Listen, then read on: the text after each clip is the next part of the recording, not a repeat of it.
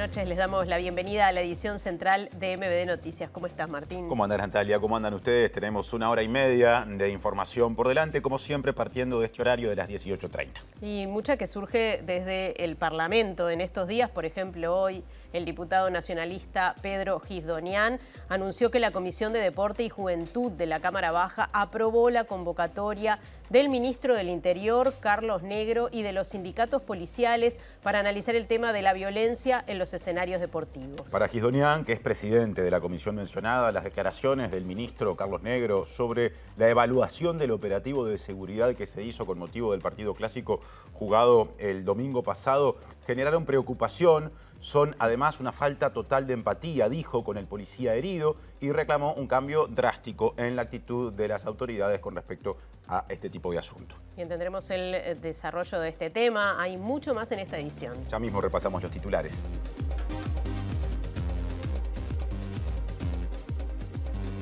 El presidente de la Cámara de Diputados, Sebastián Valdomir, informó que el proyecto de ley de despenalización y regulación de la eutanasia comenzará a votarse el próximo martes 5 de agosto. La votación se postergó un mes a pedido del senador del Partido Colorado, Pedro Bordaberry, quien actualmente está de licencia. El senador del Partido Nacional, Carlos Camí, presentó un proyecto de ley sobre tenencia de armas que apunta a dar mayor seguridad jurídica a quienes poseen armas de fuego.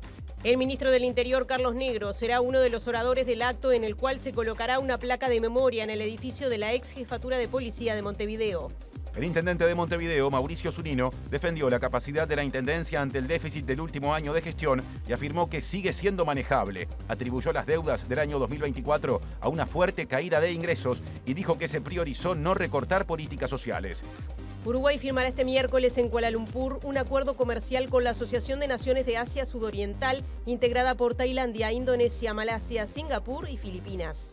Un artefacto explosivo colocado por Hamas en una carretera al norte de la Franja de Gaza mató a 5 soldados e hirió a otras 14 personas, mientras que las autoridades sanitarias del enclave palestino reportaron al menos 87 civiles que fallecieron tras una serie de bombardeos israelíes. El Tribunal Supremo Electoral de Bolivia ratificó que el expresidente Evo Morales no fue inscrito como candidato para las elecciones generales del próximo 17 de agosto. Por estar, ya sea a través de la web de TV Ciudad, tvciudad.uy, del canal de TV Ciudad en YouTube o de Uniradio 107.7 de FM en Capital, Montevideo y cercanías, y que por la web es uniradio.edu.uy y retransmite cada una de nuestras ediciones informativas. Sigue Natalia porque vendrán los adelantos desde los móviles. Sí, Martín, y vamos a empezar por el Ministerio del Interior, donde se analizaron los incidentes de violencia sucedidos en el último partido clásico. Allí está Angie Álvarez. Adelante, Angie, ¿novedades? Así es, Natalia, desde temprano de la tarde transcurre esta reunión entre el ministro del Interior, Carlos Negro, que hoy temprano estuvo en una actividad en Soriano, por lo que se retrasó la instancia, y otros jerarcas del Ministerio del Interior, entre ellos el director de Seguridad en el Deporte, Juan Silva, quien era el encargado del operativo de clásico del fin de semana, que terminó con algunos incidentes, entre ellos un policía herido, como bien adelantaban. No hay novedades al momento, pero los volveremos a convocar cuando esta reunión que sigue en transcurso finalice. Y ahora nos vamos al Parlamento. Allí está Diego Martini desde hace horas, Diego, porque estuvo el ministro de Economía y su equipo. Así es, compañeros, buenas tardes para todos. Autoridades del Ministerio de Economía y Finanzas, encabezadas por el ministro Gabriel Odone, estuvieron presentes en la Comisión de Presupuesto integrada con Hacienda, brindando explicaciones justamente de esta rendición de cuentas y dando respuesta a algunos cuestionamientos de la oposición. Así que en minutos ampliamos con toda esa información. Desde el Partido Colorado se le reclamó al gobierno que no participe más de las reuniones de los BRICS y dijo el senador y secretario general de ese partido, Andrés Ojeda, que el motivo está vinculado a que en ese ámbito internacional participan estados que tienen gobiernos que no son democráticos. En cambio, para el senador Frente Amplista Daniel Casciani, nadie que sea sensato puede oponerse a la presencia de Uruguay en ese foro. Rechazamos la presencia de Uruguay en una mesa en la que están Rusia, Irán como pares, socios o lo que sea, porque ahora lo escuché al canciller relativizar, porque en realidad Uruguay no es parte. Bueno, Uruguay estaba en la mesa sentado con países con los cuales no comulgamos ni tenemos ningún proyecto de futuro, ni siquiera comercial. Si logramos tener mejores calidad de acceso a determinados mercados, pagar menos aranceles. Eso beneficia a la producción nacional, al trabajo nacional, y nadie que sea sensato, salvo que tenga una posición ideológica muy vetusta, puede estar en contra. Bien, comenzamos el desarrollo de la información con nuestro tema de portada. La Comisión de Deporte y Juventud de la Cámara de Diputados aprobó la convocatoria del ministro del Interior, Carlos Negro, y de los sindicatos policiales para analizar justamente todo este tema vinculado a la violencia en los escenarios deportivos. Y el diputado nacionalista Pedro Gizdonian, que además es el presidente de la comisión mencionada, pidió un cambio de actitud del gobierno con respecto al manejo de esta temática y expresó preocupación por lo que fue el operativo de seguridad durante el clásico disputado el domingo pasado por el torneo intermedio del campeonato uruguayo. En la comisión de hoy lo planteamos como una necesidad. Quedamos profundamente preocupados con lo que fueron las declaraciones del ministro de ayer. Obviamente que los hechos del domingo en el estadio no pueden pasar desapercibidos. Creemos que fue muy grave, las consecuencias han sido muy importantes y en la comisión hoy resolvimos justamente citar al ministro del Interior y también a los sindicatos policiales para que den su punto de vista de una situación que consideramos dramática y que tiene que tener un cambio drástico en lo que significan las acciones, porque, como decíamos hoy, no se pueden esperar resultados distintos haciendo siempre lo mismo. ¿Esos cambios que deberían ser? ¿Cambiar reglamentos, cambiar sanciones? Obviamente que una de las patas es el tema legal. Nosotros creemos que esto va más allá de lo que pueda significar una norma, sino que tiene que haber un cambio de actitud de las autoridades, de las autoridades tanto nacionales como del fútbol, de los clubes, que haya, sí, por parte de los que están involucrados un trabajo serio, una explicación. No puede ser que cada vez que pase algo las cámaras no andan o es complicado hacer un seguimiento.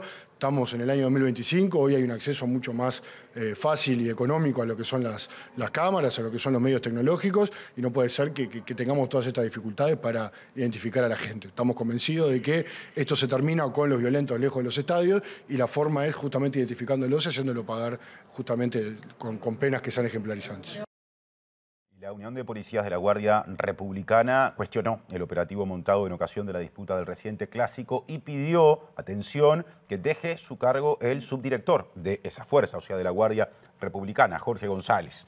Carlos Piedra, representante del sindicato, opinó que fueron muy desafortunadas las declaraciones del ministro Carlos Negro porque entiende que minimizó lo sucedido en el clásico del domingo en el que resultó gravemente herido un oficial que estaba en la tribuna del Centenario. Creemos que fueron muy desafortunadas las palabras del ministro en la conferencia de prensa que dio en la ciudad de Durazno. Creo que se inmoló defendiendo a los jerarcas que estaban a cargo del espectáculo, que fueron totalmente inoperantes. El ministro del Interior minimizó un atentado, porque la justicia está catalogando como un atentado el hecho que lesionaron al policía de gravedad.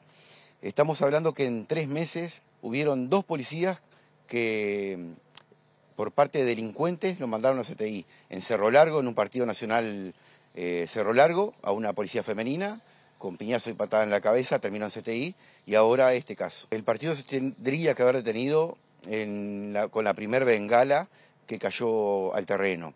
Y sí, pedimos el cese del cargo del subdirector de la Guardia Republicana. Si bien es compartida la responsabilidad con las empresas de seguridad y con la AUF, el tema de la seguridad, porque hay seguridad privada dentro del estadio, este señor es el encargado del K9 y no vamos a responsabilizar a los policías ni a los perros, pero se debió hacer una buena inspección. Y después hay algo clarísimo acá. Hay cosas que no se pueden decir a la población ni a la prensa, como por ejemplo el jefe de Estado Mayor, el comisario Keran da Rosa, que dio información delicada de cómo iba a ser el operativo, por ejemplo, a la hora que se iba a estar haciendo la inspección en el Estadio Centenario. Esas son cosas que no se deben difundir. Bien, y el senador Nicolás Martinelli del Partido Nacional, ex ministro del Interior, dijo que las expresiones del actual secretario de Estado, Carlos Negro, sobre el éxito del operativo de seguridad en el clásico del pasado domingo fueron poco felices. Y también dijo que el actual gobierno no está empleando herramientas que fueron creadas, impulsadas durante el gobierno pasado y que justamente se orientan a garantizar la seguridad en los escenarios deportivos.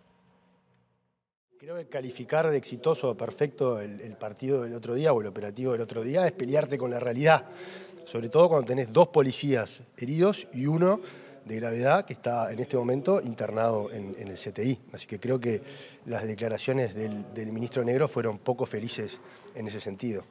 Hay muchas cosas para mejorar, por eso nunca se puede hablar de un operativo perfecto o exitoso, porque en la condición humana nosotros no somos perfectos y siempre hay cosas perfectibles. Ahora, nosotros dejamos arriba de la mesa y operativo el vedor deportivo, el vedor deportivo en materia de seguridad, que no se está aplicando. Me acuerdo hace 2 meses y medio cuando sucedió lo del partido de Peñarol Cerro, que le preguntaron en aquella oportunidad al ministro acerca de esa figura y no tenía ni la menor idea de su existencia. O sea, con el vedor en las tribunas, este tipo de incidentes se pueden evitar porque esa figura o esa suerte de infiltrado, digámoslo, para que se entienda mejor ahí en las tribunas, puede dar aviso al jefe del operativo de lo que está sucediendo. Y si descubre que hay bengalas o alguien ingresó con una pistola, entonces puede dar los avisos con antelación para que se tomen las medidas de seguridad correspondientes. Y seguimos en este tema porque el senador nacionalista Sergio Botana anunció que promoverá una serie de medidas orientadas justamente a garantizar la seguridad en los espectáculos deportivos que se orientarán, dijo, a las personas y no a los clubes para evitar, según Botana, que eso se use como una herramienta, un arma para derribar a las directivas de las distintas instituciones. Entre las propuestas que el legislador planteará en la Comisión Especial de Deporte y Juventud del Senado está el retiro de la licencia de conducir. Un planteo similar fue realizado por el propio senador en la legislatura pasada, pero finalmente no prosperó. Sin embargo, Botana confía en lograr acuerdos para crear nuevas leyes o decretos en el mes de septiembre.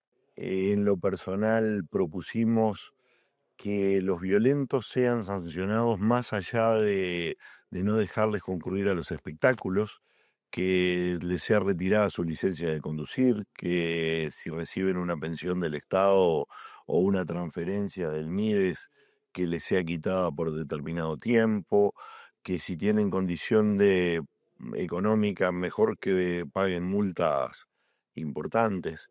Luego, debemos desalentar la violencia dentro y fuera de la cancha. Debemos evitar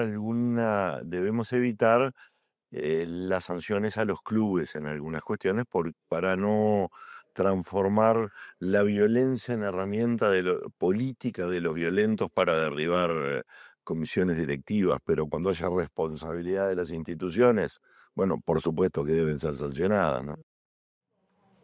Y el senador del Partido Nacional, Carlos Camí, presentó un proyecto de ley sobre la tenencia de armas que apunta a dar mayor seguridad jurídica a quienes poseen armas de fuego, así como actualizar la normativa que es de 2014. Y también dijo Camí que los países que han ido por la vía del desarme no han tenido buenos resultados en su objetivo de bajar la criminalidad. El decreto reglamentario que fue en el 2016 estableció aspectos que en la práctica hacían que un ciudadano que quisiera responsablemente tener arma o mantenerla, la renovación de los permisos correspondientes vigentes, fuera dificultoso. Por eso en el año 2020, un decreto reglamentario de la ley corrigió estos aspectos. En este proyecto de ley lo que hacemos es contextualizar la legislación vigente, hacer ley lo que establece el decreto para darle más seguridad jurídica a los tenedores responsables de armas de fuego, que sepan claramente sus derechos y sus obligaciones, como ha sido tradición en nuestra nación, y también incorpora aspectos que hacen a actualizar la normativa. ¿El problema cuál es? No es el tenedor responsable del arma, aquella persona que lo tiene registrada, que hizo los estudios psicológicos correspondientes y de práctica de tiro y de formación para que se le otorgue el permiso, que lo tiene por cuestiones vinculadas a su realidad laboral, para protección de su familia, porque son cazadores, gente vinculada al deporte del tiro, son coleccionistas. El tema es los delincuentes, los que usan el arma en el submundo del narcotráfico y del delito y del crimen organizado. No hay, está demostrado, no hay relación directa entre tenencia responsable de armas en la ciudadanía con criminalidad. Tenemos que atacar al que la tiene en negro, tenemos que atacar al que la usa en el marco del delito, del narcotráfico, del crimen organizado, no en aras de eso ir contra el ciudadano honesto, legal y honrado que la tiene en el ámbito de todo lo que dice la ley. Esa es la gran diferencia que tenemos con el gobierno en este tema. Otro asunto también parlamentario. La Cámara de Representantes pospuso la consideración del proyecto de ley que se orienta a legalizar y regular la eutanasia, que inicialmente estaba previsto se considerara el miércoles próximo, y justamente esa postergación se debió a un pedido del senador colorado Pedro Bordaberry. El texto se votará el martes 5 de agosto y el presidente de la Cámara Baja, el Frente Amplista Sebastián Valdomir, señaló que los votos en diputados están asegurados. El acuerdo que se llevó hoy en la Comisión de Salud de la Cámara de Diputados es que finalmente se pospone la votación del proyecto de eutanasia que estaba agendada para el miércoles 16. Se recibe un planteo por parte del senador Bordaberry de que iba a arrimar algunas propuestas puntuales y el tiempo para analizar esas medidas son la semana que viene y ya no llegaríamos para votarlo el miércoles 16. El compromiso que sí asumimos todos, con de alguna manera la participación de todas las bancadas y con la presidencia de la Cámara, es que en la primera sesión ordinaria del mes de agosto, que es martes 5, se votaría el proyecto, que ya tiene bastantes meses a tratamiento aquí en esta legislatura, en la Cámara de Diputados, y aparte viene de la legislatura anterior cuando fue propuesta en su momento por el diputado Pasquet, ¿verdad? Si bien no era la idea posponerlo 10 días más, lo que iba a hacer era tratar de fortalecer la votación del proyecto, pues nosotros sabemos que este proyecto tiene los votos para salir, tanto del Frente Amplio como en el Partido Colorado, y eventualmente si se enriquecía con alguna propuesta, por ejemplo, proveniente de la bancada de Vamos Uruguay, de repente aumentaba el apoyo que pudiera tener aquí en la Cámara de Diputados. Y en otro asunto, Uruguay firmará mañana en Kuala Lumpur un acuerdo comercial con la Asociación de Naciones de Asia Sudoriental, integrada por Tailandia, Indonesia, Malasia, Singapur y Filipinas. Habló de esto el ministro de Relaciones Exteriores, Mario Lubetkin, que le dijo a MBD Noticias que este acuerdo consolida lo que definió como viraje de la política internacional de Uruguay, con foco ahora en el sudeste asiático. Y a su vez, también dijo, esto se suma a las acciones políticas y diplomáticas desarrolladas en las últimas 2 semanas por el presidente Yamandu Orsi. Firmaré el acuerdo entre Uruguay y los países de ASEAN, o sea, del sudeste asiático, ante los cancilleres del sudeste asiático, lo que significará un antes y un después en nuestra relación con los países asiáticos. Por lo tanto, si ustedes suman nuestro viaje por China, si ustedes suman las bilaterales del presidente con las principales figuras de los principales países asiáticos, si ustedes suman ASEAN, está claro que nosotros hicimos y vamos a hacer un viraje en relación a nuestro comercio y a nuestras relaciones con Asia. Si ustedes suman las reuniones que tuvo el presidente y los mensajes que recibieron por parte de Sudáfrica, de Angola y de Egipto. Egipto es el norte de África también, nunca lo vamos a olvidar. Y si naturalmente recuerdan los resultados del Mercosur, solo podemos poner a esta gira internacional de apertura como nunca del presidente Orsi solo un signo en positivo, y que ahora se trata de construir porque las avenidas están creadas y además, naturalmente, como ustedes recordarán, nosotros asumimos la presidencia del CELAC, o sea, de los 33 países de América Latina y el Caribe, donde también hay mucha expectativa a partir de abril. Estamos satisfechos, creo que vamos avanzando muy rápido. Ahora, en los tiempos que la acción lo permita, tendremos que empezar a mostrar los resultados. Ya será dentro de 6 meses, 1 año, pero creo que estamos en las mejores condiciones ya para ir a un avance sustancial. Más de la agenda internacional, ahora miradas desde la oposición, porque el Partido Colorado le solicitó al gobierno que no participe más de las reuniones de los BRICS y que revea su posición con respecto a ese ámbito o bloque de países. Según el senador Andrés Ojeda, secretario general de ese partido, Uruguay no tiene nada que hacer junto a países no democráticos como Rusia o Irán, y eso compromete a su juicio la política comercial del país. Expresando profunda preocupación y rechazando la presencia de Uruguay en los BRICS. Esto es muy importante. Uruguay tiene una tradición democrática muy prestigiosa, que es de lo que más nos agarramos para abrir mercados y para abrir espacios en el mundo. Eso implica que nos juntamos con países democráticos y con bloques democráticos, republicanos, que aparte gozan de prestigio de Occidente. En los BRICS nos tenemos que sentar en la mesa con Irán, con Rusia. Digo, ese no es el espacio para el Uruguay para crecer. Yo creo que si Uruguay quiere abrir un mercado bilateral con la India, puede caminar un camino con la India. No precisa sentarse a la mesa a legitimar a Rusia o a Irán. Nosotros rechazamos la presencia de Uruguay en una mesa en la que están Rusia, Irán como padres, socios o lo que sea, porque ahora lo escuché al canciller relativizar, porque en realidad Uruguay no es parte. Bueno, Uruguay estaba en la mesa sentado con países con los cuales no comulgamos ni tenemos ningún proyecto de futuro, ni siquiera comercial.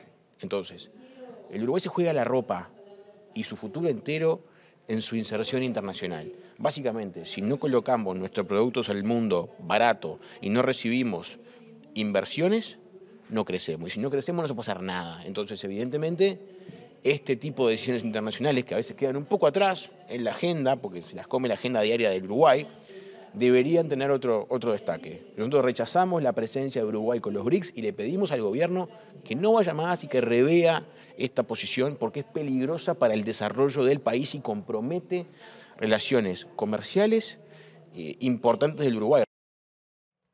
Quien tiene otro punto de vista sobre este tema es el senador del Frente Amplio, Daniel Casciani, que consideró positivo que Uruguay haya sido invitado a la reunión de los BRICS, ya que consideró que, contrariamente a lo que decía Ojeda, le abre puertas en materia comercial. Y también dijo Casciani que a su entender Uruguay volvió a ponerse de moda, textuales palabras, a nivel internacional, y que esto facilita sus relaciones con otros países. Yo creo que Yamandú Orsi, el canciller Lubetkin, Uruguay en general en estas últimas semanas participó en una gira importante. Primero participó en una actividad en Sevilla, invitado por el propio presidente Sánchez de España, el rey de España, sobre los temas de cooperación. También participó en su primera cumbre de Yamandú Orsi en la cumbre de presidentes del Mercosur, también con novedades importantes en materia de cerrar un acuerdo comercial con los países del EFTA, que son los países que no integran la Comunidad Económica Europea, pero que sí que tienen un espacio económico común ellos mismos. Creo que eso es importante. Creo que también se puso, por otro lado, en perspectiva la posible cierre del acuerdo comercial con la Unión Europea, que creo que es algo que hace mucho tiempo que se viene trabajando, que sin duda haber participado como invitado el Uruguay en una cumbre tan importante como los BRICS que organizaba Brasil, uno de nuestros principales socios comerciales, que también participaba China, uno de nuestros principales socios comerciales, y que nos permitió, entre otras cosas, tener reuniones con países emergentes que tienen sin duda una potencialidad muy importante en materia comercial, como en el caso de la India, como en el caso de Vietnam. Creo que le abre puertas al Uruguay. El Uruguay no debe cerrar ninguna puerta en materia internacional, debe abrir todas las puertas posibles, primero para relacionarnos, después para también comerciar, que sin duda es importante porque nuestra producción nacional básicamente se produce justamente para exportar a los mejores mercados y bueno, si logramos tener mejores calidad de acceso a determinados mercados, pagar menos aranceles, eso beneficia a la producción nacional, al trabajo nacional, y nadie que sea sensato, salvo que tenga una posición ideológica muy vetusta, puede estar en contra. Sabemos que el presidente de Sudáfrica invitó también a Uruguay a participar en la cumbre del G20, que se van a realizar también en Sudáfrica, y eso creo que también es importante. Es la primera vez que sucede que se invita a un país que no es miembro del G20 y que además no es miembro, es decir, vecino del país que organiza el G20. El Uruguay está un poco de moda en ese sentido, ¿no? Es decir, el Uruguay volvió a estar como en la conversación internacional, creo que eso es importante. Presenta Asociación de Funcionarios Portuarios. Hacete socio y accederás a beneficios exclusivos como colonia de vacaciones, préstamos, servicios de la salud, tienda online con precios exclusivos y mucho más. Ahora asuntos estrictamente nacionales y con Diego Martini desde el Palacio Legislativo, uno de nuestros móviles ya pronto. Adelante, Diego. Sí, así es, compañeros. Como informábamos más temprano, vinieron autoridades del Ministerio de Economía y Finanzas encabezadas por el ministro Gabriel Odone y esto decía tras esa comparecencia. Como nosotros hemos afirmado, tenemos un incremento del resultado fiscal proyectado para este año de 1 punto del PIB, casi $1.000 millones. Eso es equivalente a un aumento de la deuda neta por el mismo monto, 1 punto del PIB. Y por lo tanto nosotros teníamos, de hecho, vamos a ser precisos, la administración anterior en febrero proyectó que la necesidad de financiamiento para este año eran del orden de los 5.000 millones de dólares. Pero con la nueva proyección que nosotros tenemos, que es 1 punto por ciento superior del resultado fiscal al cierre de año, la nueva estimación de la necesidad de financiamiento es de los 6.000 millones de dólares. Es importante subrayar que la oficina de deuda, que está a cargo del economista Herman Camil, fue la que hizo la estimación en febrero y la que hizo la estimación ahora. O sea que estamos hablando de los mismos profesionales que ante el cambio de situación reportada por la situación fiscal proyectada encuentran que las necesidades de financiamiento son superiores. Esos 6.000 millones de dólares de necesidades de financiamiento para este año requieren un tope de endeudamiento que supera lo que supuestamente hoy rige. Recuerden que la rendición de cuentas del periodo anterior no fijó un tope de deuda para el año 2025, con lo cual nosotros estamos interpretando, y queremos tener fundamento jurídico para hacerlo, que el tope de deuda que rige este año es el mismo que regía el año pasado. Si es así, nos faltan esos 3.000 y largos millones de dólares para poder enfrentar nuestros pagos este año. Y esa es la razón por la que nosotros entendemos que es necesario hacerlo. Bien, esa fue el principal cuestionamiento por parte de la oposición y del tope de endeudamiento, el aumento del tope de endeudamiento, porque entienden que condiciona al país, y en ese sentido señalaron que había otros mecanismos para aumentar el tope, como lo que marcó la LUC en el periodo pasado por una solicitud del Ejecutivo al Legislativo. Esto habló el senador Gabriel Gurméndez, y ya en minutos tenemos la visión del oficialismo. Como oposición, nosotros votamos en contra de los artículos planteados por el gobierno y fundamentalmente el del tope de endeudamiento. La cifra que se solicita para que se endeuden todos los uruguayos en 3.450 millones de dólares es una cifra inaudita, es muy alta, es una carga futura sobre los uruguayos que nosotros no compartimos y además nos parece muy inconsistente del gobierno. Porque el gobierno es crítico del estado de las finanzas públicas, pero al mismo tiempo nos solicita endeudarnos para mantener el mismo nivel de gasto y el mismo nivel de déficit. Entonces, lo que nosotros sentimos, que nos importa el aquí, el ahora, la acción del gobierno, es que esto no es una rendición de cuentas, es una rendición del gobierno de hacer las cosas que tiene que hacer, es una resignación a mantener el estado de cosas. Endeudarse para mantener las cosas como están, si no están bien, nos parece inconsistente. Entonces, 3.400, las alternativas de un gobierno es gestionar bien los recursos de la gente, es manejar bien y gestionar. Gobernar es elegir, es optar, es tomar decisiones. El senador Frente Amplista Sebastián Savini, a quien le agradecemos por estos minutos y por la espera. Sebastián, ¿qué dejó la comparecencia de las autoridades del Ministerio de Economía y qué opinan sobre este aumento del tope de endeudamiento desde el oficialismo? Bueno, en primer lugar, que estamos hablando de la rendición de cuentas del 2024. Es decir, esto no se trata de, digamos, el resultado de los gobiernos Frente Amplistas, sino de la situación fiscal que tiene el país y que, en definitiva, los gastos que se realizaron en ese año. Sí, eso para empezar. Lo segundo, el gobierno pasado no cumplió con ninguna de las metas que se había propuesto en materia fiscal que establecía la regla fiscal. Es decir, no cumplió en relación al gasto, no cumplió en relación al déficit y no cumplió tampoco en relación a la deuda. ¿Está bien?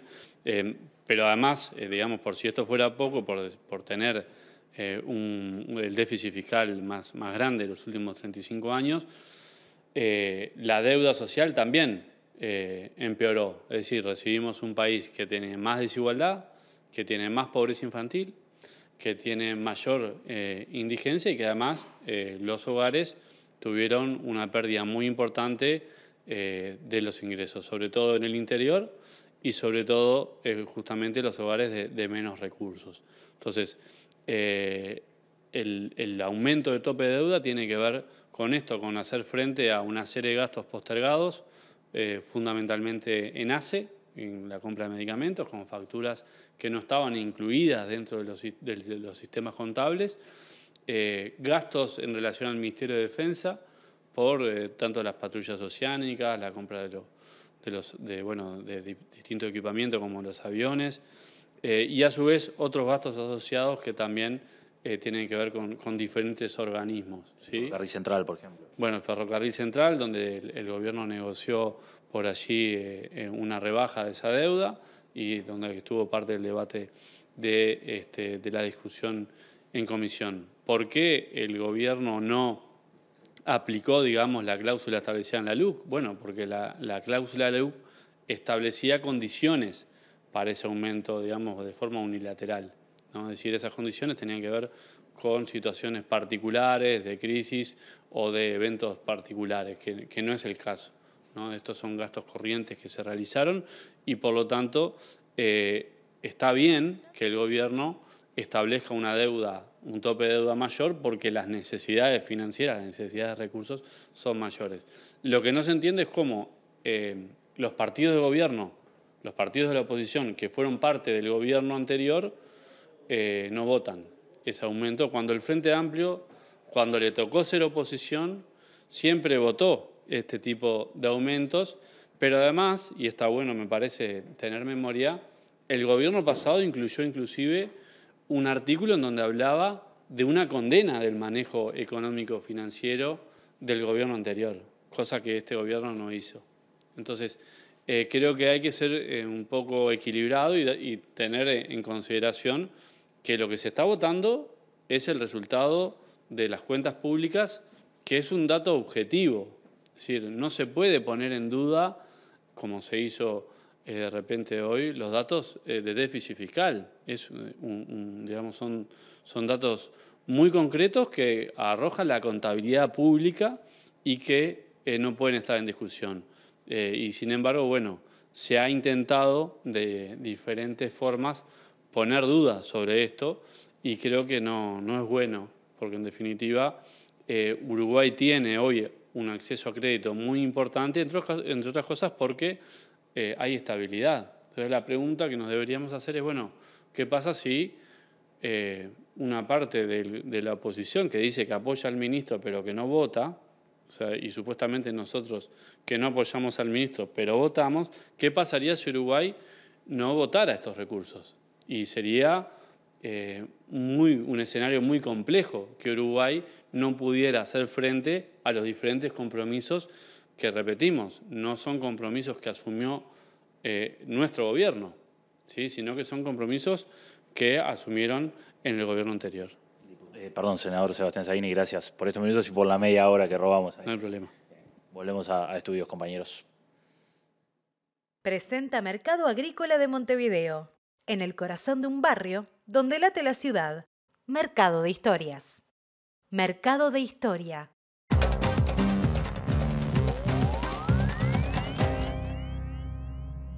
¿Qué tal? Buenas tardes. Abrimos el capítulo internacional con el escenario de la guerra en Oriente Medio como trasfondo y antes de meternos en lo que fue la reunión que mantuvo el presidente de Estados Unidos, Donald Trump, con el primer ministro israelí Benjamín Netanyahu. Vamos a novedades de última hora con respecto a la guerra, porque 5 soldados israelíes murieron en una emboscada en el norte de la Franja de Gaza y otros 14 resultaron heridos cuando intentaban rescatar a sus compañeros. Pero hubo 87 palestinos muertos en distintos puntos de la franja porque los ataques siguen, los desplazamientos se mantienen y la muerte sigue presente en la Franja de Gaza, mientras en Washington y en Doha tratan de resolver el problema. Esto es lo que deja la crónica sangrienta de hoy en el enclave palestino. Según el ejército israelí, Hamás asesinó anoche a 5 soldados israelíes con un artefacto explosivo plantado en una carretera de Beit Hanun al norte de la Franja de Gaza, mientras cruzaban a pie una ruta cerca de la cual operaban tanques y vehículos de ingeniería.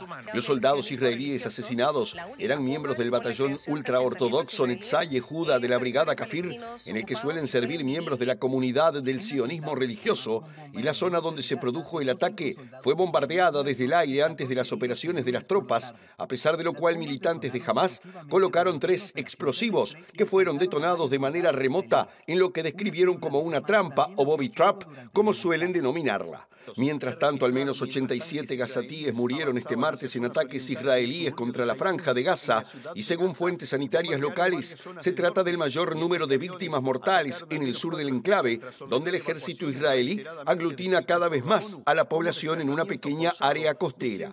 Una fuente del complejo médico Nasser en la ciudad sureña de Yan Yunis confirmó a la agencia EFE haber documentado al menos 47 fallecidos por bombardeos israelíes, incluidos 7 en el campamento de desplazados de Sanabel, un asentamiento improvisado de tiendas de campaña. El hospital también informó de más muertes en la zona costera de Al-Mawasi, sin saneamiento ni agua potable, y donde el ejército israelí está empujando a la población civil con nuevas órdenes de evacuación forzosas emitidas este martes.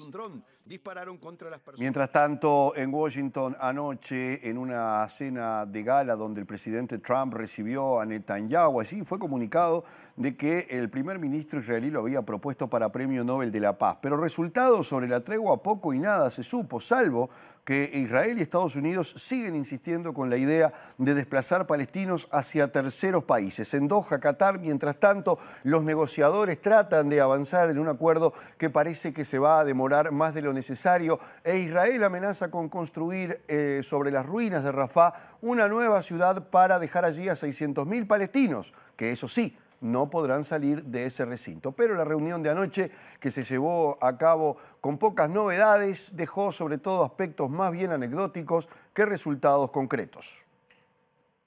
El presidente de Estados Unidos, Donald Trump, y el primer ministro israelí, Benjamin Netanyahu, cenaron este lunes en la Casa Blanca, donde abordaron las negociaciones para una tregua de 60 días en la Franja de Gaza e insistieron en un plan para el desplazamiento de palestinos fuera del enclave. En declaraciones antes de iniciar la cena, Netanyahu afirmó que está cerca de encontrar a varios países dispuestos a recibir a palestinos que deseen abandonar la Franja de Gaza, explicando que si la gente quiere quedarse, puede quedarse, pero si quiere irse, debe poder hacerlo, y que Israel está trabajando junto con Estados Unidos para encontrar países que estén dispuestos a hacer realidad lo que siempre dicen, que quieren dar a los palestinos un futuro mejor. El presidente Donald Trump había propuesto en enero pasado que Estados Unidos tomara el control de la Franja de Gaza y que sus habitantes fueran reubicados en otras naciones, plan que según Israel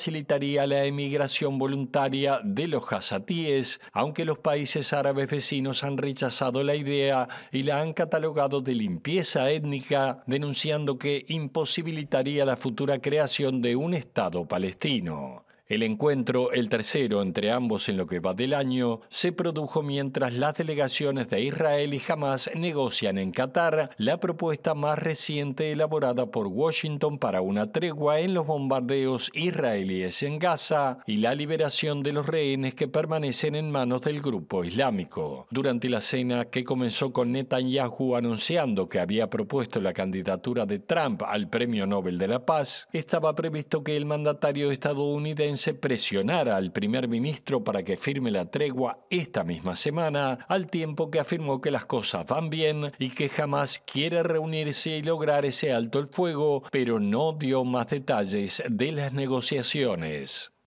Presentó Mercado Agrícola de Montevideo, en el corazón de un barrio donde late la ciudad. Mercado de Historias. Mercado de Historia. En Antel, lleva tu plan móvil al siguiente nivel y mantén el precio de tu plan actual por 6 meses. Cambiamos de tema, retomamos la agenda local. Aparece Angie Álvarez desde uno de los móviles de la edición central de MBD Noticias.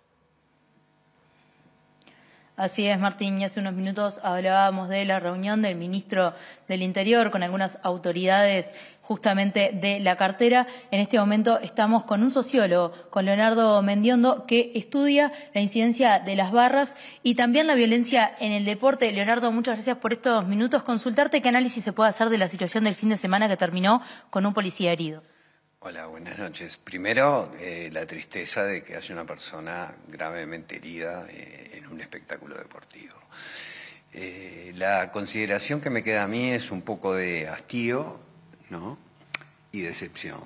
Hastío porque uno se cansa después de hablar tantos y tantos años de estas cosas y que de alguna manera se haga todo con una cabeza demasiado policial que no entiende demasiado bien cómo funcionan las cosas. Y esto no es un tema de esta administración o de otra. Decepción, porque al otro día comienzan a pasarse facturas políticas que reclaman algo que no se hicieron en periodos anteriores. Es decir, es un tema complejo, me parece que lo humano acá no importa nada y lo que importa sí es la crítica totalmente infundamentada. Vos has dicho muchas veces que la violencia en el deporte no es solamente del deporte, sino que es un reflejo de la sociedad. ¿Cómo ha sido la escalada en los últimos años? Vos que estudiás este tema desde hace mucho. Primero, que los antecedentes que tenemos, de acuerdo a los datos del observatorio, no ha parado de crecer los márgenes de violencia. Es decir, si bien tienen distintos ritmos, no ha parado de crecer, más allá de las dificultades que encontró el observatorio. No te olvides que el anterior ministro censuró a don Ángelo, que era el director del observatorio, por una diferencia técnica, ¿no? Cuando es muy difícil, al organizar una cuestión estadística, lograr juntar las variables que se necesitan para medir, por ejemplo, los asesinatos. Entonces, si no podemos confiar mucho en los datos, tenemos que naturalmente remitirnos a los datos que tenemos. Entonces, en un contexto, una sociedad que cada vez está más violenta, ¿no? Y que se ve en multiplicidad de sectores de la sociedad, en el tránsito, en las escuelas, en los liceos, etcétera. Incluso a nivel político, creo que el fútbol no es una isla, el fútbol es una ventana a través de la cual podemos ver nuestra sociedad. Y sorprendería que no pasaran cosas, ¿no?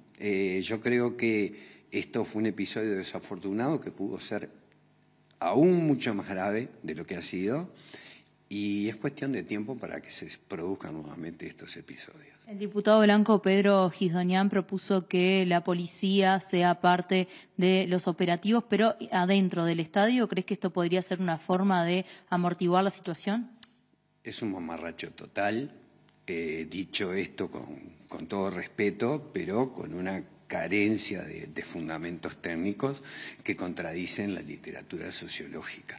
Es cierto que pueden haber países en los que haya funcionado, pero hay que tener en cuenta los contextos, hay que tener en cuenta la sociedad en la que se desenvuelve el fenómeno. Es muy triste que se promuevan o intenten promover leyes e iniciativas que surgen desde el conocimiento. Eso pasó con la ley de 2006, que no se cumple en absoluto, ¿verdad? Ni las banderas, ni los cantos, ni las bengalas. No se cumple la ley, no se cumple con la indagación acerca de la causa y las consecuencias de la violencia en el deporte establecido en el artículo 5, numeral 6 de esa ley, dado que tanto la Comisión Honoraria como la Comisión de Seguridad de la Asociación Uruguaya de Fútbol, a mi modesto entender, no cuentan con la capacidad técnica para lograr nada más y nada menos que un modelo explicativo que debe ser de lo más difícil en ciencias sociales. Muchas gracias, Leonardo. Muchas gracias. Ha sido un placer. Leonardo Mendiondo, sociólogo, entonces, que estudia justamente el fenómeno de las barras y también la violencia en el deporte. Bien, muchas gracias, Angie y equipo. Y vamos a la primera pausa. Queda mucho informativo por delante, 3 bloques todavía esperando, así que hay que meter. Ya venimos.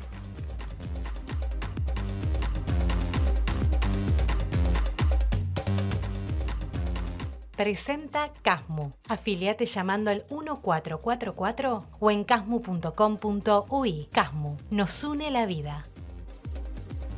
Segundo bloque de la edición central de MBD Noticias, aquí en TV Ciudad, como siempre. Una previa de la columna de Economía, digamos, porque el Comité de Política Monetaria del Banco Central resolvió reducir la tasa de interés a 9% desde 9,25%, porque lo considera un nivel consistente con la continua reducción de la inflación. Y justamente la autoridad monetaria, a través de un comunicado, señaló que la inflación se mantendría en el entorno de la meta del 4,5% durante 2 años.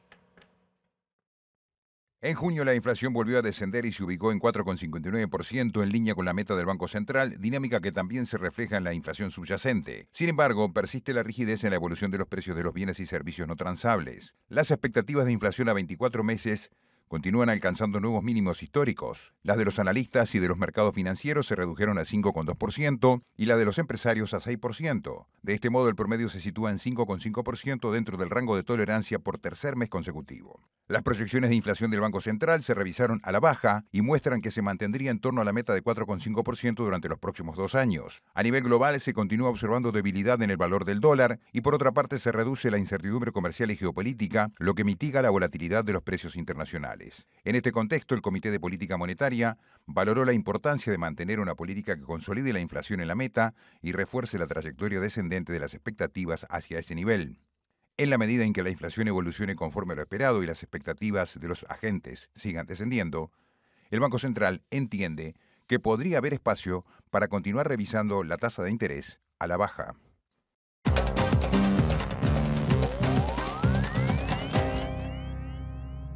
Hoy es martes, día de análisis económico con Germán de Agosto. ¿Cómo estás, Germán? ¿Cómo andas, Nati? ¿Todo bien? Bien. Y hoy les recomendamos prestar atención porque Germán nos va a explicar algunas cosas que tienen que ver con estas pautas salariales que anunció el gobierno y que son tan importantes para todas y todos. Exacto, son importantes, muy importantes y muy engorrosas. Así que exacto. Vamos a ver si podemos aterrizar un poquito algunos conceptos que están contenidos en esas pautas. Bien. Vamos a empezar simplemente haciendo una suerte de antecedente o contexto para ver de cómo estamos de cara a esta ronda nueva que arranca. Y esto simplemente... Número 11. Exacto. ¿Sí?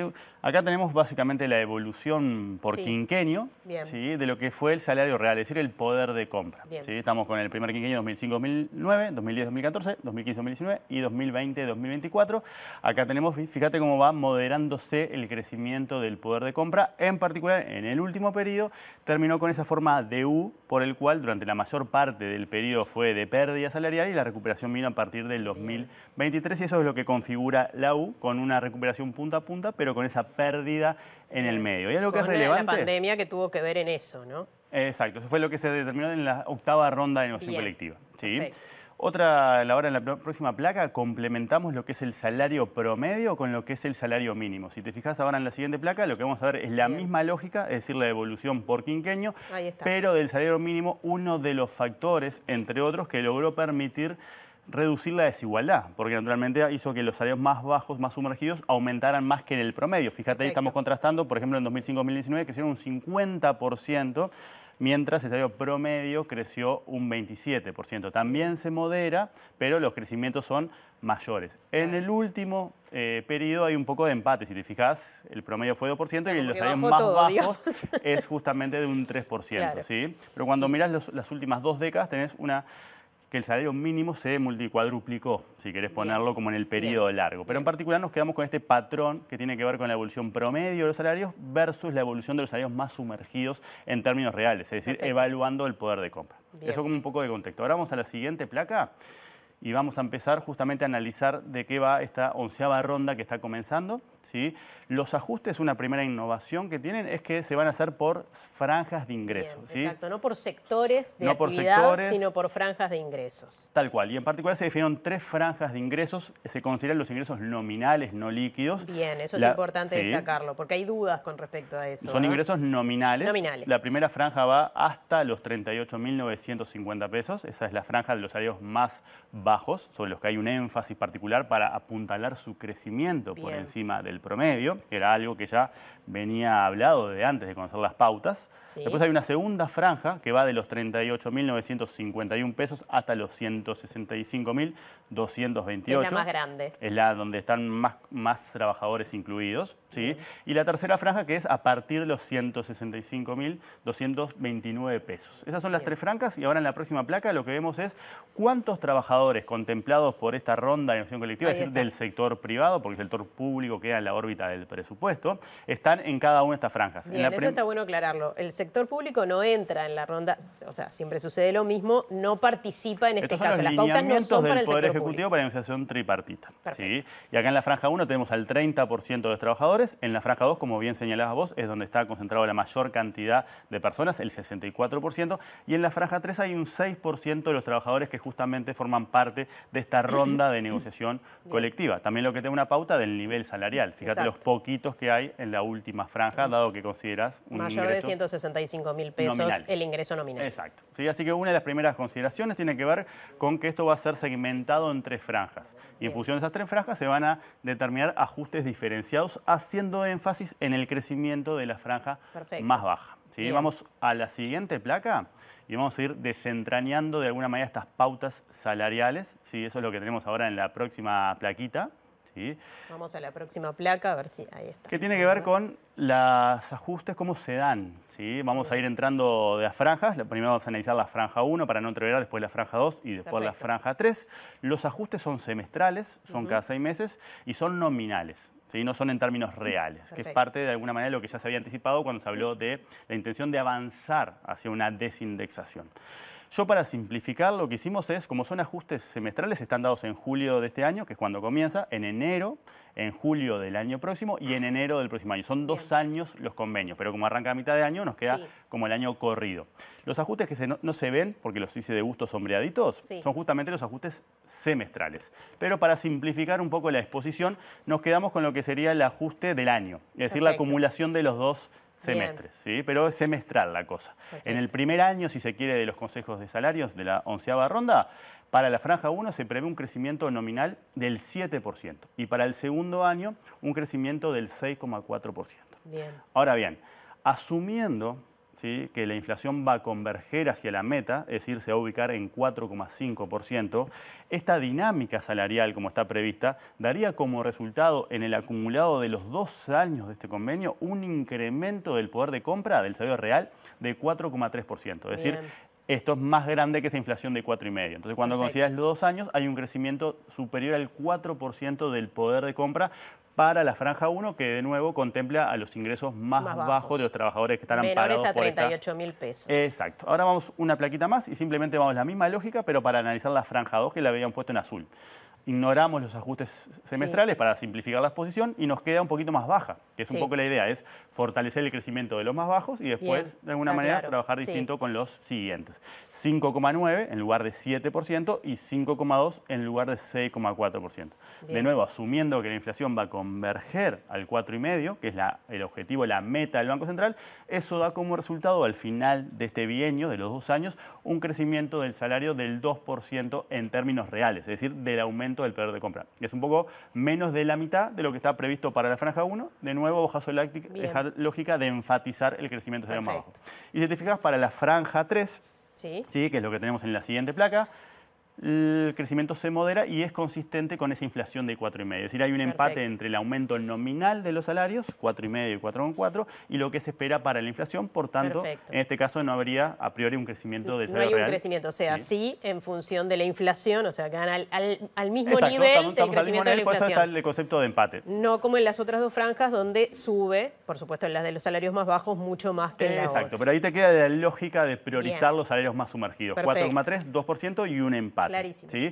Y aparte, en lo que tiene que ver con los correctivos, que es ese mecanismo que se activa. ¿Qué son los correctivos? Es el mecanismo que se activa cuando la inflación es más alta de lo que a vos te dijeron que iba a ser. Por tanto, yo te compenso, ¿sí?, y te recupero hacia atrás el poder de compra. Perfecto. Eso tiene que ver con los correctivos. Están apurando, así que te tengo que apurar a vos, Germán. Y los correctivos se aplican para la franja 1 y para la franja 2, no para la franja 3. Perfecto. ¿Sí? Entonces vamos un poquito hacia adelante y la particularidad que tienen los correctivos es que se hacen sobre la inflación subyacente o tendencial. Y acá nos meten un concepto técnico que tiene que ver con la inflación, nosotros la hemos analizado, pero una vez que vos sacás la incidencia de frutas y verduras y combustibles. Esa es la diferencia entre la inflación general y la inflación subyacente. Y para el ajuste intermedio, que hay, es decir, al primer año del convenio, justamente se considera la inflación subyacente y no la tendencial. Es decir, la inflación sin frutas y verduras, dado que es una señal más estable o de largo plazo de la inflación. Y hay una definición nueva también, que es del margen de tolerancia. 0,5 para la primera franja, 1% para la segunda. Y al final del convenio,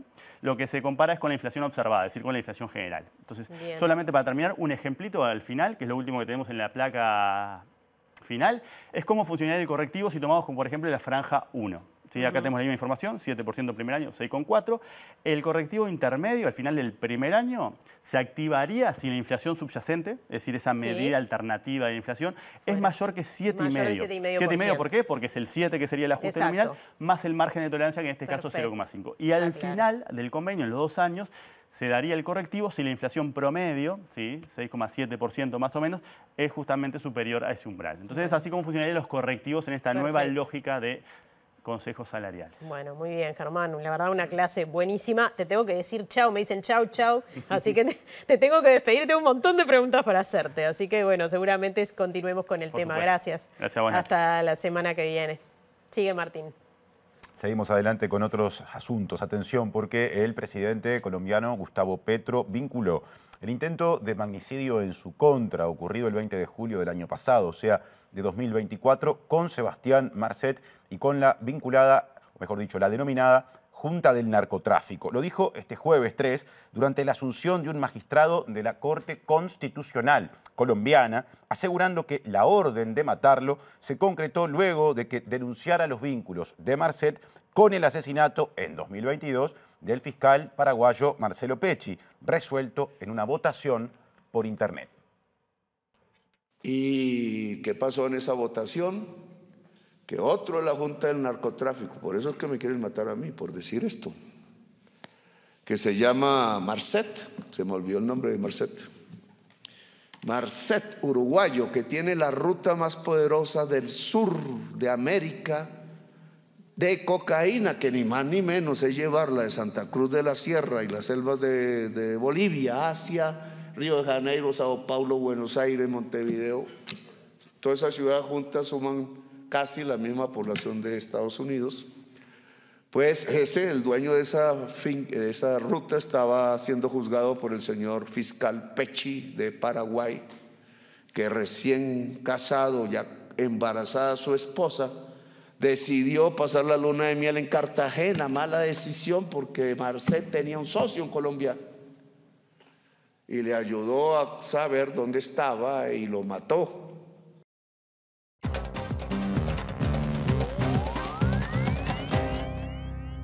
Seguimos hablando de temas internacionales, seguimos hablando del presidente Donald Trump, quien en las últimas horas volvió a insistir con la necesidad de, confrontar al grupo de los BRICS por su intención de utilizar monedas por fuera del dólar, y dijo que el grupo lo que pretende es destruir al dólar literalmente, y que por eso va a incrementar a un 10% los aranceles. Esto luego de que durante este fin de semana se insistiera por parte del grupo de países que integran el bloque de los BRICS de seguir avanzando en la utilización de monedas locales, particularmente Rusia, que ya lleva a cabo muchas de sus transacciones con ese tipo de monedas. Trump dijo que no es una amenaza seria el grupo de los BRICS, pero que de todas maneras Estados Unidos tiene un presidente que no es estúpido, y que si tiene un presidente que no es estúpido, debe confrontarlo. Well, if they're a member of BRICS, they're going to have to pay 10% tariff, just for that one thing, and they won't be a member long. I thought BRICS was, I said this about a year ago, and it largely broke up. But, there are a couple that hang around, but I thought it largely broke up. BRICS is not, in my opinion, not a serious threat. But what they're trying to do is destroy the dollar. Los BRICS, en mi opinión, no son una amenaza seria, pero lo que están tratando de hacer es destruir el dólar para que otro país pueda hacerse cargo y ser el estándar. Y no vamos a perder el estándar en ningún momento, aseguró el mandatario este martes en un encuentro con periodistas en la Casa Blanca. Según Trump, un presidente estadounidense inteligente nunca debería permitir la debilitación del dólar. Si tienes un presidente estúpido como el último, lo perderás, manifestó en aparente alusión a su predecesor Joe Biden, y dijo que perderlo sería como perder una guerra mundial. El dólar es el rey y si alguien quiere desafiarlo puede hacerlo, pero tendrá que pagar un alto precio, advirtió el mandatario estadounidense, luego que el pasado domingo, mientras en Río se celebraba la 17ª cumbre de los BRICS, el inquilino de la Casa Blanca dijera que cualquier país que se alinee con las políticas antiestadounidenses de los BRICS deberá pagar un arancel adicional del 10% y que no habrá excepciones. No es la primera vez que el mandatario estadounidense formula amenazas contra el grupo, luego que en enero de este año Trump declaró que los países del bloque económico se enfrentarán a aranceles del 100% si no apoyan el dólar y buscan crear una nueva moneda. El presidente en ejercicio del Tribunal Supremo Electoral de Bolivia, Óscar Hasenteufel, dijo que no consta en los registros del Tribunal Electoral ni el nombre de Evo Morales ni el grupo político que lo apoya. Estamos hablando de ese enfrentamiento que mantiene el expresidente Morales también con el presidente del Movimiento al Socialismo, Luis Arce Catacora, porque había mandado una carta al Supremo Tribunal Electoral argumentando por qué debería ser aceptado como candidato. El presidente del Supremo Tribunal dijo que no existe ninguna candidatura y que constitucionalmente es imposible que Evo Morales pueda presentarse como candidato. Sin embargo, algunos de los partidarios de los sectores más radicales de Evo Morales han amenazado con interrumpir las elecciones del próximo 17 de agosto. El presidente en funciones del Tribunal Supremo Electoral, Óscar Hasenteufel, respondió al exmandatario mediante una carta difundida hoy, ratificando que en ningún momento se presentó oficial y legalmente la candidatura del señor Evo Morales Ayma, por lo que el órgano electoral no emitió ninguna resolución al respecto, ni de él ni de la organización que según Morales le representa, y que en el organismo no existe registro con ese nombre. Hasenteufel, que presentó hace un mes la lista de candidatos, replicó de esta forma a una de las solicitudes de Morales, quien pidió al Tribunal Electoral respetar la decisión soberana de sus bases que lo eligieron candidato como expresión legítima y legal de su instrumento político y que su postulación sea respetada y no proscripta por resoluciones políticas al margen de la ley. La prensa local destaca que los seguidores más radicales de Morales, que ya han protagonizado bloqueos y protestas que han dejado incluso policías muertos, han anunciado que impedirían las elecciones del 17 de agosto si este no puede presentarse como candidato, mientras que otros participarían emitiendo votos nulos para que se contabilice el apoyo a Evo Morales. En la carta, Hasenteufel mencionó que según lo indicado en la Constitución vigente desde 2009, las decisiones y sentencias del Tribunal Constitucional Plurinacional son de carácter vinculante y de cumplimiento obligatorio y contra ellas no cabe recurso ulterior alguno, según afirmó. Bien, bueno, vamos a una nueva pausa, pero quedan 2 bloques más, ya estamos.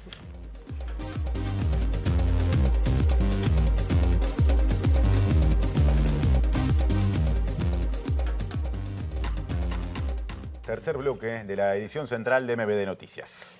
El intendente de Montevideo, Mauricio Zunino, dijo que el déficit 2024 de la comuna es alto pero manejable. Además, esto fue durante un acto en el que hizo el balance de la gestión toda de los prácticamente 5 años de la actual administración de la Intendencia de Montevideo, gestión que va a terminar en 48 horas, y dijo que el problema del déficit se debe a un ahogo, así lo definió, financiero, provocado por el gobierno nacional anterior, al que le atribuyó una deuda de más de 30 millones de dólares y una política de transferencias discriminatoria.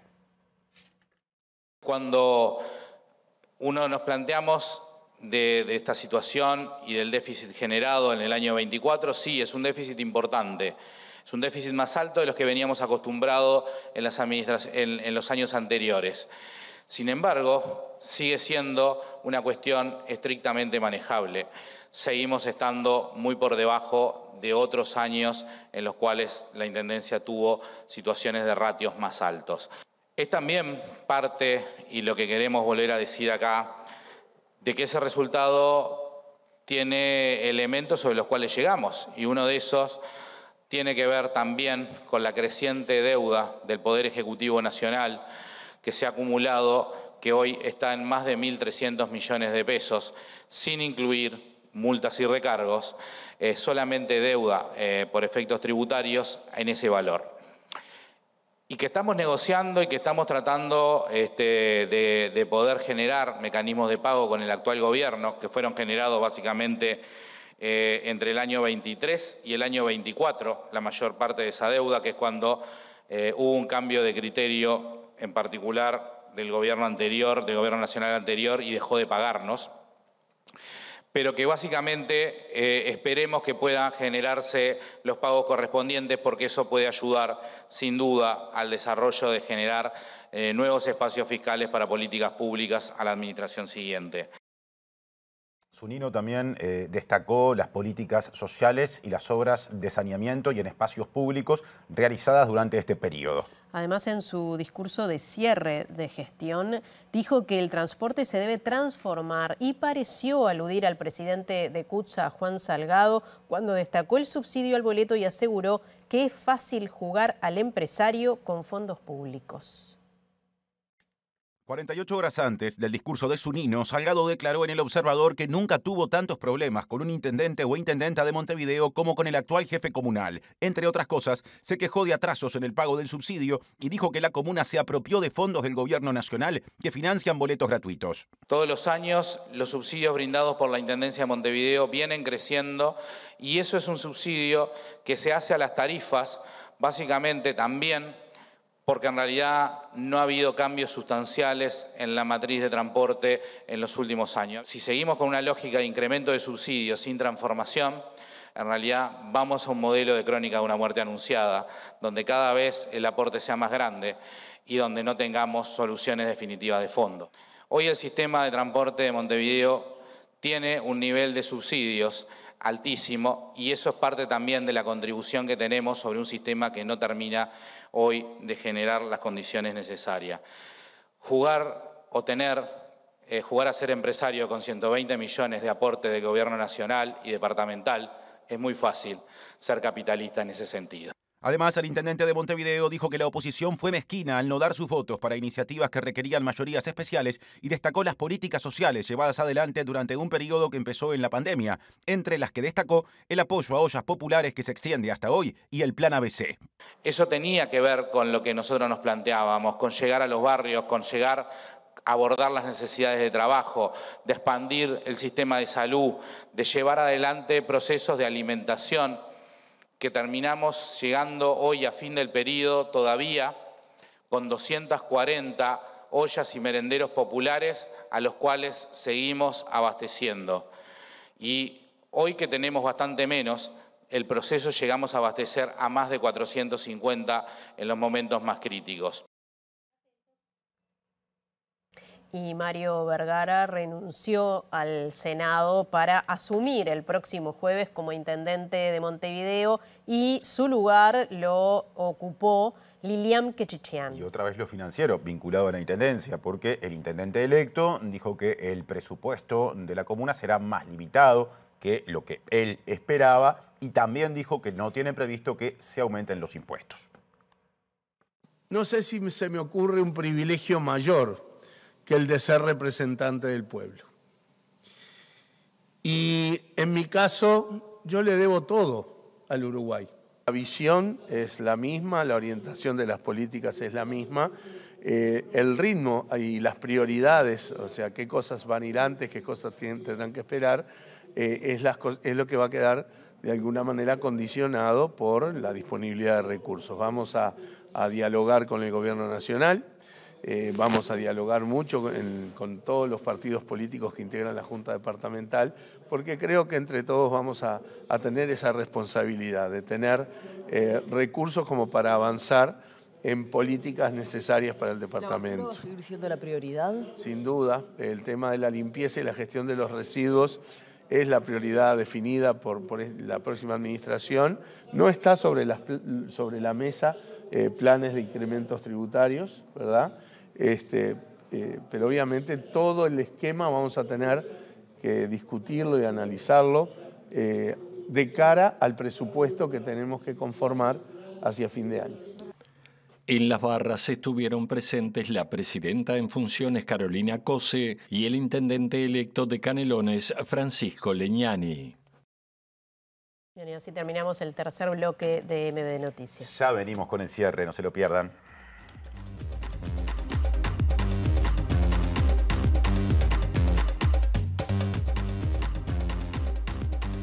quedó apretadísimo el último bloque, que vuelve a ser como en los viejos tiempos, el del pronóstico del tiempo y nada más. Exactamente, así que vamos ya mismo a repasar los datos para los próximos 2 días en Montevideo y área metropolitana. Mañana miércoles 9 de julio estará claro, con cielo algo nuboso, periodos de nuboso, mucha niebla y neblina, al igual que el día de hoy, así que a tomar todas las precauciones porque la visibilidad es bajísima. Así estará tanto en la mañana como en la tarde-noche. La mínima será de 7 grados y la máxima de 17. El aspecto recién destacado por Natalia parece que recién cambia para el jueves. Hablo de las nieblas y las neblinas que en el pronóstico extendido a 48 horas de momento no aparecen para Montevideo y área metropolitana, porque para este jueves 10 de julio se prevé por la mañana cielo algo nuboso y nuboso, con periodos de cubierto, en realidad con neblinas. Ese detalle está, aunque no nieblas, no tan intensamente. Y por la tarde y la noche, nuboso a cubierto. Temperaturas extremas pronosticadas para el jueves, una mínima de 7 grados y una máxima de 16.